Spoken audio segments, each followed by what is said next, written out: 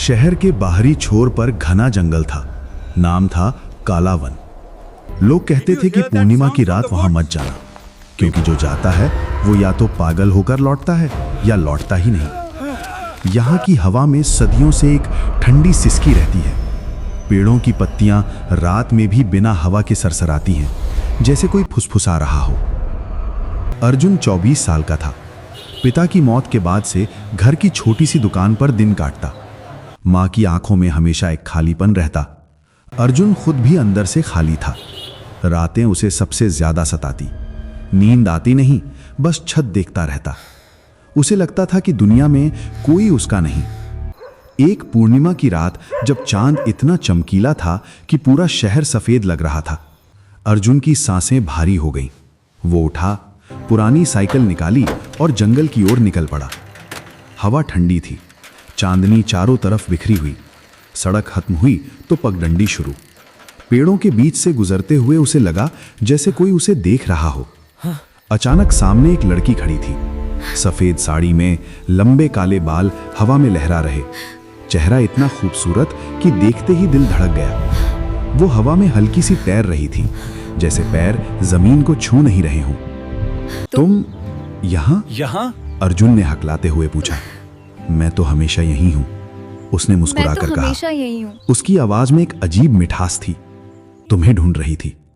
उसका नाम माया था। दिन बीतते गए। हर रात अर्जुन जंगल जाता। माया उसे पुरानी कहानियां सुनाती, राजकुमारियों की, विश्वासघात की, जलती हुई चिताओं की। कभी वो उसके हाथ थामकर उसे जंगल में घुमाती। अर्जुन को पहली बार लगा कि कोई उसका है। प्यार हो गया, गहरा, पागलपन वाला, जान देने वाला प्यार। लेकिन माया कभी शहर नहीं आती थी, हमेशा जंगल में मिलती। कभी कभी उसकी आंखें लाल हो जाती, जैसे खून की नदियां बह रही हों। कभी उसके पीछे काली छायाएं नाचती, जैसे कोई और भी मौजूद हो। अर्जुन ने पूछा तो वो हंसकर टाल देती।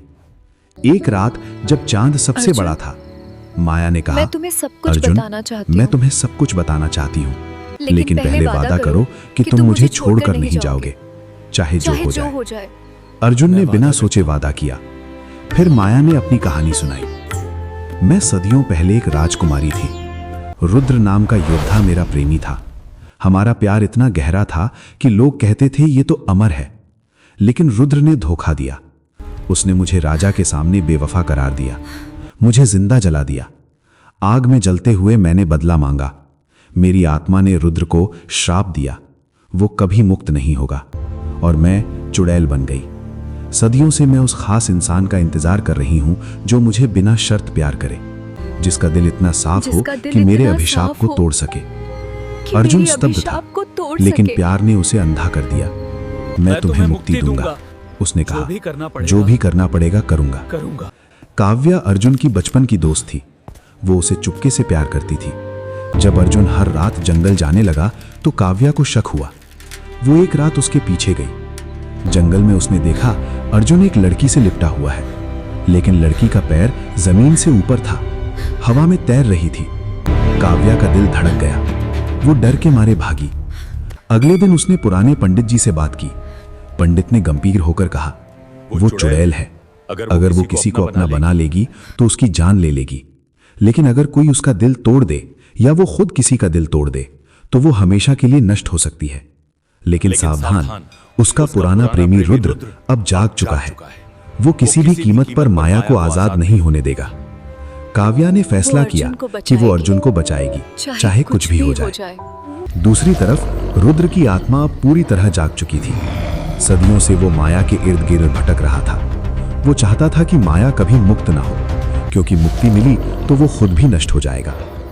एक रात रुद्र अर्जुन के सपने में आया। उसका चेहरा आधा जला हुआ, आंखें लाल। भाग जा, वरना तेरी चीखें जंगल में गूंजेंगी। अर्जुन डर गया। सुबह वो माया से मिला। माया रो पड़ी। हाँ, अगर मैं तुझे अपना बना लूंगी तो तुझे मारना पड़ेगा। मेरी भूख कभी नहीं मिटती, लेकिन अगर तू मुझे छोड़ दे तो मैं फिर सदियों तक भटकती रहूंगी। अर्जुन के मन में तूफान था। वो रात भर सो ना पाया। अगली पूर्णिमा पर सब कुछ तय हुआ। जंगल के बीच में एक प्राचीन मंदिर था, खंडहर, लेकिन अभी भी उसमें ऊर्जा थी। जहां सदियों पहले माया को जिंदा जलाया गया था। चारों किरदार वहां पहुंचे। रात के ठीक 12 बजे हवा रुक गई। माया ने अर्जुन का हाथ पकड़ा। उसकी आंखें लाल हो गईं, दांत नुकीले। मुझे अब अपना वक्त आ बना गया ले। है, मुझे अपना बना ले या या मुझे मुझे मार दे। अर्जुन ने उसे गले लगाया। मैं तुझे मार नहीं सकता, लेकिन मैं तुझे मुक्त भी नहीं होने दूंगा। तभी काव्या चिल्लाई, अर्जुन पीछे देखो। रुद्र की काली छाया मंदिर में घुस आई। वो माया पर झपटा। तू कभी नहीं मुक्त होगी। रुद्र गरजा। लड़ाई शुरू हो गई।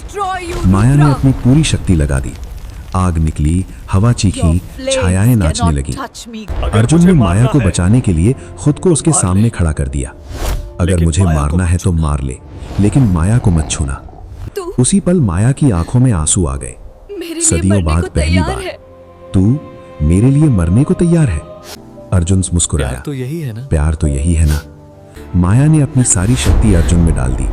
उसका शरीर जलने लगा, लेकिन वो जल नहीं रहा था। वो चीखा, लेकिन दर्द में नहीं, प्यार में। रुद्र चीखा और धीरे धीरे गायब होने लगा। नहीं, नहीं। अंत में माया ने अर्जुन को एक आखिरी बार चूमा। उसका स्पर्श ठंडा था, लेकिन दिल को गर्म कर देने वाला। तूने मुझे पहला सच्चा प्यार दिया, अब मैं मुक्त हूं। माया की आत्मा चांदनी बनकर उड़ गई। अर्जुन जमीन पर गिर पड़ा। काव्या ने उसे गोद में उठाया। ठीक हो जाएगा। आंसू बहते हुए बोली, अर्जुन मैं हूं ना। सब ठीक हो जाएगा। मैं हूं ना तेरे साथ हमेशा। अर्जुन ने मुस्कुराकर उसका हाथ थामा।